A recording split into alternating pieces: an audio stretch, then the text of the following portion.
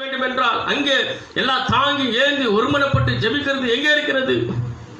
அதனாலதான் அழகா சத்ருவானவன் எல்லாரையும் அப்படியே ஒரு கதை இருக்குது.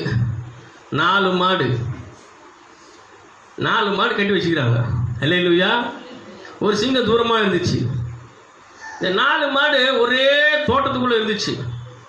அல்லேலூயா. சிங்கம் தூரமா இருக்குது. ஆனா 4 மாடை என்ன பண்ண முடியாது? 4 மாடும் ஒற்றுமையா இருக்கும்போது சிங்கம் வர முடியல. இந்த சிங்கம் பார்த்துச்சு, இவங்களை எப்படியாச்சும் பிரிக்கணும். அல்லேலூயா. இவங்க 4 பேர் எப்படி இருக்கிறாங்க? ஒற்றுமையா இருக்கிறாங்க. ஸ்தோத்திரம். அல்லேலூயா.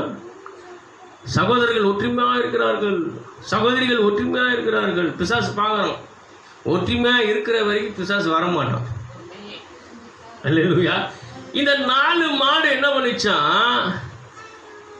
சிங்கத்தின் பிசாசுடைய தந்திரம் பாருங்க. இன்னைக்கும் அப்படிதான் இருக்கிறது. ஒரு மாடு சொல்லிச்சான், நான் இல்லைன்னா நீ இருக்க முடியாது, நான் தான் பெரியவன் நீ தான் பெரியவன் என்று சண்டை போட்டு, நான் என்னால் தனியாக இருக்க முடியும் பாரு. அந்த மாடு கிளம்பி போயிடுச்சு. இன்னொரு மாடு தனியாக கிளம்பி போயிடுச்சு. மற்ற 2 மாடு தனித்தனியாக என்ன பண்ணா? தனித்தனியாக மேய ஆரம்பிச்சிச்சான். அல்லேலூயா. ஒன்றா இருக்கிற வரைக்கும் பிரச்சனை இல்லை. சிங்கம் தூரமாகவே இருந்தது. எங்கே இருந்துச்சு? தூரமாக இருந்தது. ஏன்னா இவங்க ஒற்றுமையாக இருக்கிறாங்க. போனால் நம்மளை முட்டி தள்ளி காலி பண்ணுவாங்க. அது வரைக்கும் பிரச்சனை இல்லை. ஆனால் இவர்களை பிரித்து ஒவ்வொரு பக்கம் போன உடனே சிங்கத்துக்கு அப்போதான் சந்தோஷம் வந்துச்சு. அல்லேலூயா. தனியாக மாட்டினாரா அப்படின்னு சொல்லி முதல்ல ஒரு மாட்டை சாவச்சேன், இன்னொரு மாட்டை சாவச்சேன், 4த்தையும் சாவச்சிச்சு. அல்லேலூயா.